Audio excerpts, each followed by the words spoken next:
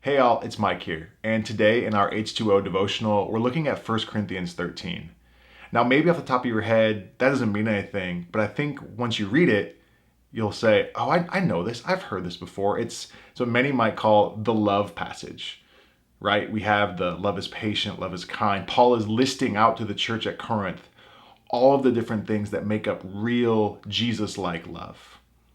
And as I read this, I thought, man, doesn't our world need this? Don't we need this right now? Real love. And I just want to read some of the things that Paul says love is like here. It says love is patient. Love is kind. It does not envy. It does not boast. It is not proud. It is not rude. It is not self-seeking. It is not easily angered. It keeps no records of wrongs. Love does not delight in evil, but rejoices with the truth. It always protects, always trusts, always hopes, always perseveres. Love never fails. Man, isn't that the type of love that we need right now in our world? I need this more and more in my life. I want to love like this more in my life. And I want to be shown this type of love too. What I love too that Paul's talking about here is he's not just talking about that this is how we know what love is like, but he's in the context of talking about the gifts that God has given each and every one of us to use to show kindness and love to other people. Like this type of love is not just for us. We don't just get this from God and get to hold on to it. No, it is with this type of love that we're to move and work and use what God has given us towards the church and towards other people around us.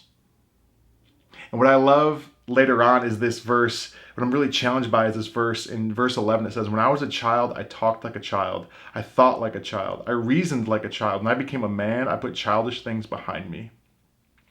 Paul talks about how love is the way of growing up. Learning to love, like this passage says, is the way of maturing in Christ.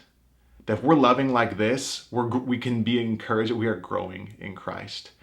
And so today, what is that step of love that you need to take? What has God given you today to use patiently, kindly, without envy, not keeping a record of wrongs?